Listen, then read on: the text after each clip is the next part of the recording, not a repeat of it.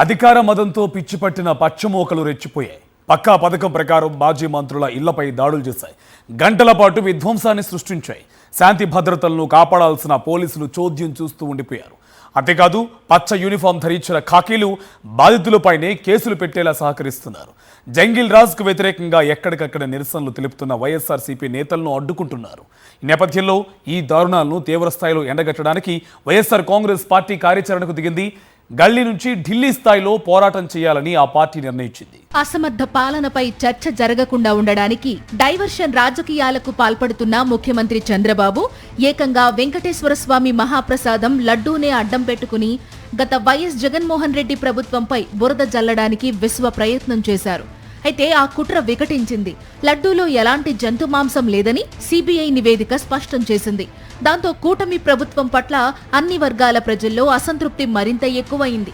ముఖ్యంగా శ్రీ వెంకటేశ్వర స్వామి భక్తులు చంద్రబాబు ప్రభుత్వ తీరుపై మండిపడుతున్నారు. స్వార్థ రాజకీయాల కోసం మతాన్ని వాడుకోవడానికి చూస్తున్న బాబు తీరును ఆధ్యాత్మికవాదులు ఎండగడుతున్నారు.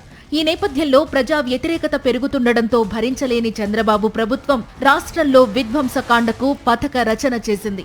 లడ్డూలో కల్తీ జరిగిందంటూ ఊరు వాడ ఫ్లెక్సీలు ఏర్పాటు చేసి మరోమారు గత జగన్ పాలనపై బురద వేయడానికి ప్రయత్నించింది. ఈ తప్పుడు ఫ్లెక్సీలను తొలగించాలని ప్రభుత్వానికి విజ్ఞప్తి చేసిన మాజీ మంత్రి అంబటి రాంబాబు పైన, ఆయన ఇంటిపైన రాళ్లతో కర్రలతో దాడి చేశారు పచ్చమూకలు. ఆయన ఇంటిని తగలబెట్టారు. శ్రీ వెంకటేశ్వర స్వామి మహాప్రసాదం ప్రతిష్ఠ దెబ్బతినేలా స్వార్థపూరిత రాజకీయాలకు పాల్పడవద్దని మంత్రి లోకేష్ కు, సీఎం చంద్రబాబుకు మాజీ మంత్రి జోగి రమేష్ సూచించారు. చేసిన తప్పును ఒప్పుకుని లెంపలేసుకోవాలని కోరారు. ఆయన అలా అడగడం పాపమైంది. వెంటనే ఆయన ఇంటిపై దాడి చేశారు. ఏకంగా పెట్రోల్ బాంబులతో దాడి చేసి ఆయన ఇంటిని తగలబెట్టాలని చూశారు. ఈ దాడి జరిగిన సమయంలో మాజీ మంత్రి జోగి రమేష్ తండ్రి 80 సంవత్సరాల వృద్ధుడు ఇంట్లోనే ఉన్నారు. ఆయనతో పాటు దాదాపు 30 మందికి పైగా వైఎస్ఆర్సీపీ కార్యకర్తలు ఆయన ఇంట్లో ఉన్నారు. టీడీపీ కార్యకర్తలు దాడి చేయడంతో సపోర్టింగ్ వాల్స్ విరిగిపోయాయి. ఫస్ట్ ఫ్లోర్ లో పెట్రోల్ బాంబు వేయడంతో అక్కడ అతిథుల కోసం ఏర్పాటు చేసిన ప్లాస్టిక్ చైర్స్ తగలబడ్డాయి. ఇక్కడ విక్టిమ్ ఎవరు, అక్కడ విక్టిమ్ ఎవరు? అక్కడ అంబటి రాంబాబు, ఆయనకు సంబంధించి ఆయన ఇంటి మీద అటాక్, బందిపోటు దొంగలు అటాక్ చేయడానికి, బందిపోట్లు అటాక్ చేయడానికి, రౌడీలు అటాక్ చేసి కొట్టడానికి, పూర్వకాలంలో మనం చూస్తున్నట్టు అరాచక ముఠాలు గన మీదకి వచ్చి పడేసి ఇళ్ల మీద పడి నేలమట్టం చేసిన దానికి దీనికి తేడా ఏముందో నాకు అర్థం కావట్లా.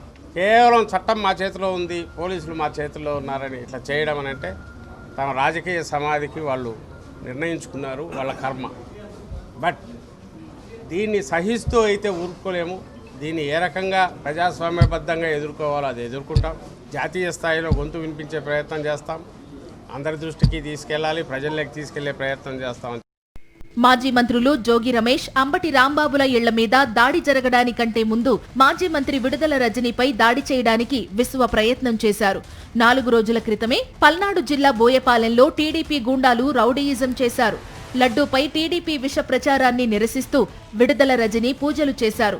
ఆమె పూజలు చేస్తుండగా టీడీపీ గూండాలు హల్చల్ చేశారు.